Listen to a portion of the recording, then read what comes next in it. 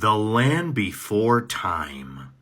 Not only is this Don Bluth's best movie in my opinion, but it's also one of my favorite movies of all time. The movie centers around a young Apatosaurus named Littlefoot, whom, along with his mother, grandmother, and grandfather, try to go look for a place called the Great Valley. Littlefoot meets a young Triceratops named Sarah, whom he plays with at first until her father intervenes. But the two reunite again and end up chasing a frog for a little bit. That is until they're interrupted by an evil tyrannosaur called Sharptooth, who antagonizes them throughout the movie.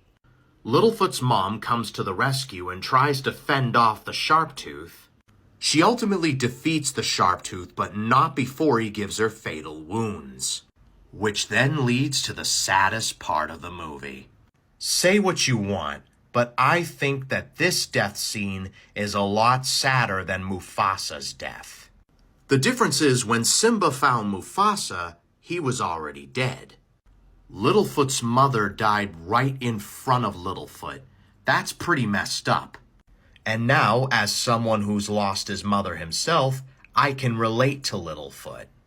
Which is why every time I watch this scene, I need absolute silence. So now Littlefoot is all alone and must find the Great Valley without his mother. Along the way, Littlefoot comes across a Saurolophus named Ducky, a Pteranodon named Petrie who can't fly yet, and an always hungry Stegosaurus named Spike, who never talks and just goes with the flow. He also comes across Sarah again, who ends up having a rivalry with him. She also claims that the Sharptooth is still alive, but Littlefoot doesn't believe her. But sure enough, they do end up running into the Sharptooth again, and Littlefoot and his friends decide to get rid of him once and for all. And working together, they manage to drown the Tyrannosaurus.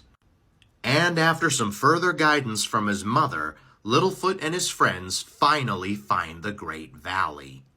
The kids reunite with their families and they all live happily ever after. Until the sequels, of course.